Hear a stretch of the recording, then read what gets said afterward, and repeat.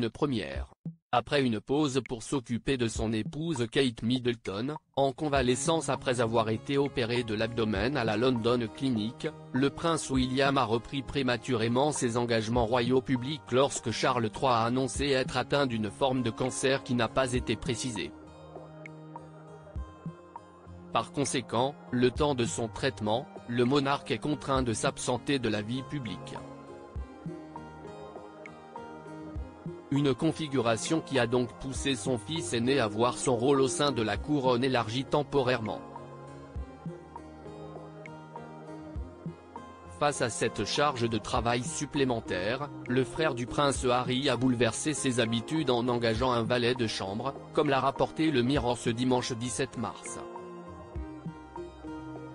L'héritier du trône, d'habitude réticent à l'idée d'engager un personnel royal à titre privé, a donc décidé de faire une entorse à cette règle qu'il s'était imposée en faisant appel au service d'un certain Paul Burrell afin d'être épaulé au quotidien. Ce nom vous dit peut-être quelque chose puisque cet homme âgé de 65 ans a d'abord été valet de chambre pour la reine Elisabeth II et ensuite majordome de la regrettée Lady Diana. Une configuration inédite donc, comme l'a souligné une source auprès du Daily Mail, William a été contraint d'engager un valet pour l'aider à s'habiller, ce qu'il n'a jamais fait.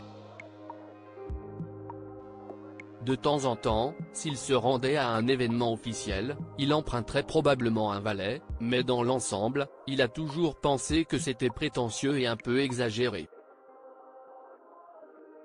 Supérieur à Kate Middleton en convalescence, le prince William apparaît décontracté dans un bar.